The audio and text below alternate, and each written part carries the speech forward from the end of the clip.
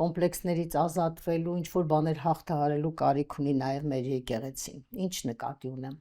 Աճ ու ձախից մեղադրանքներ են հնչում, որ այ տեսեք, եկեղեցին ինքը մտավ քաղաքականություն, դրա էր պատճառը, որ Նիկոլ Փաշինյանը սկսեց այս արշավը։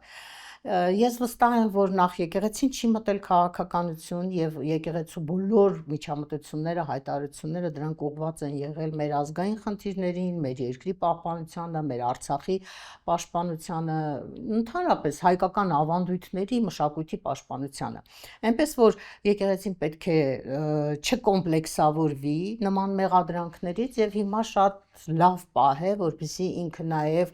ցույց տա, որ ինքը այդպես անատամ մի կառույց չի, որին կարելի է մտնել, գլխատել, որին կարելի է տևական տերորի ենթարկել,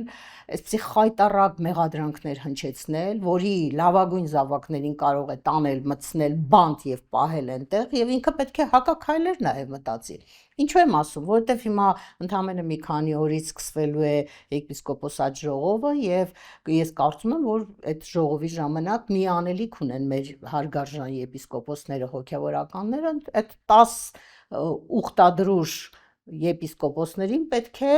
ուղղակի կարգալույծ անեն, հեռացնեն եկեղեցու, ցույց տան իրենց վերաբերմունքը նրանց քայլի նկատմամբ, որպեսզի այդ նաև այդ ծնագնդին աճելու հնարավորություն չունենա։